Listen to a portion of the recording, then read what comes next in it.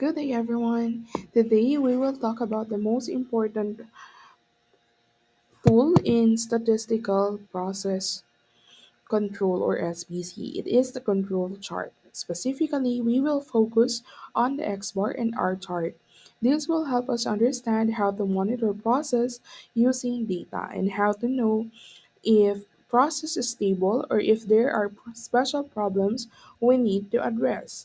So first, we want to know what is control chart.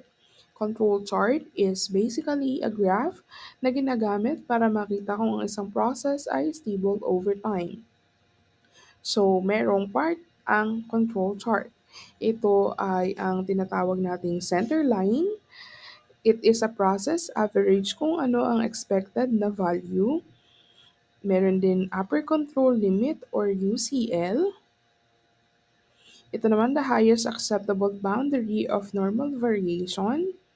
Meron din lower control limit or LCL, which is the lower acceptable boundary of normal variation.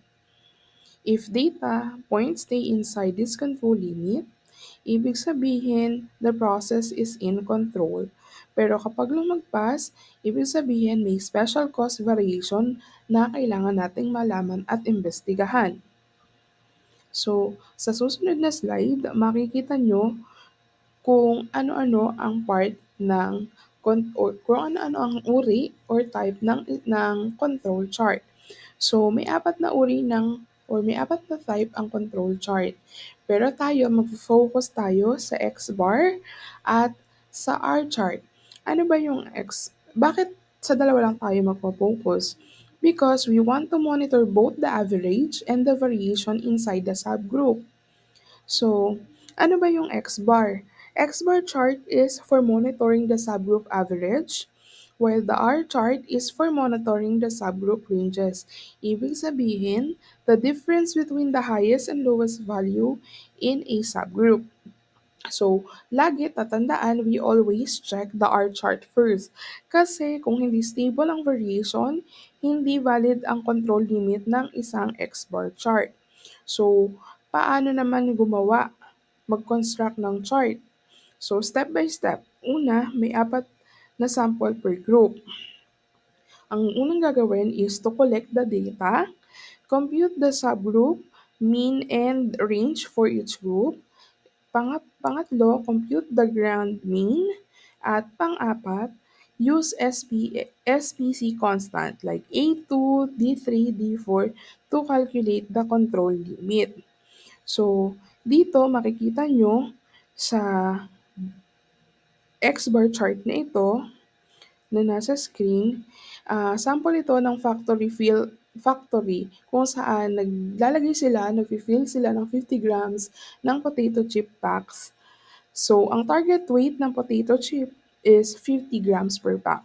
So, kumuha tayo ng sample, tig-apat per subgroup.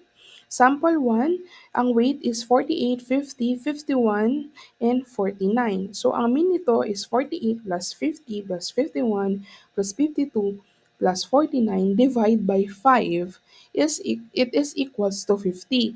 Ang range naman, paano makukuha? So, maximum, ano yung maximum? 52. Ano ang minimum? 48. Ima-minus natin sila, so ang range is 4. Again, sample 2, 50, 48, 51, 52. Ang mean, 60.4. Ang range is 52 minus 48 is equals to 4. So again, para makuha ang mean, ipa-plus all together ang lahat ng sample weight. Pagkatapos, i-divide siya sa 5 kasi 5 sila, 'di ba? Ang range naman para makuha is ang pinakamataas ibabawas sa pinakamababa.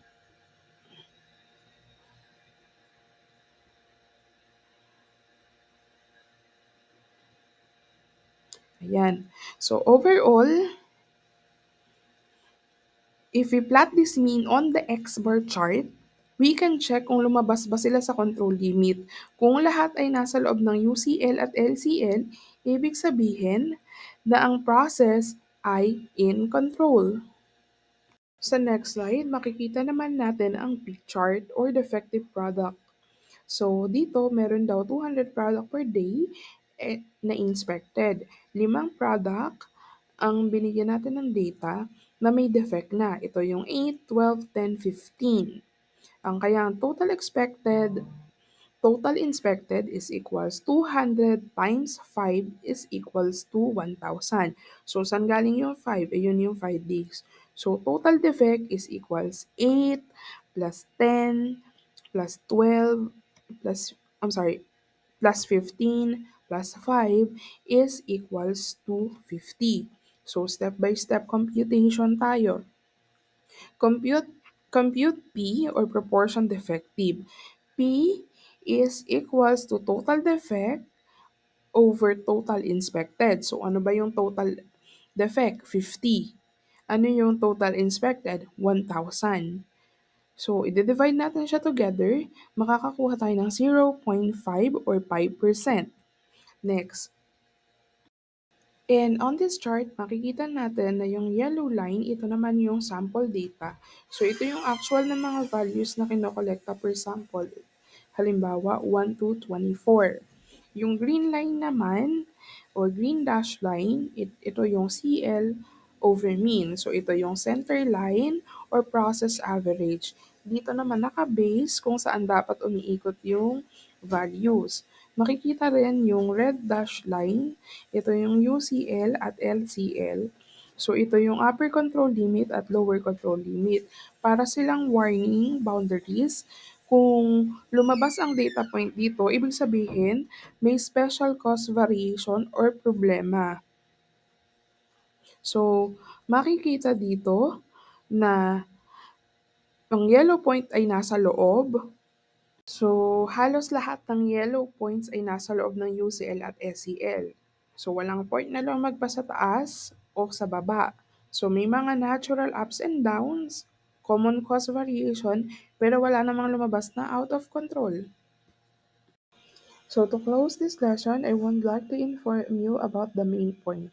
So, ang main point is as long as the value stays within the control limit, the process is in control. But when a point goes outside, that's a signal for us to investigate and take corrective action. In quality control and assurance, itong chart na to ay very important because they don't just measure defect.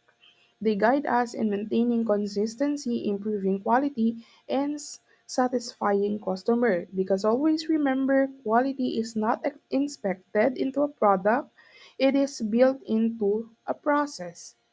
Yun lang, salamat.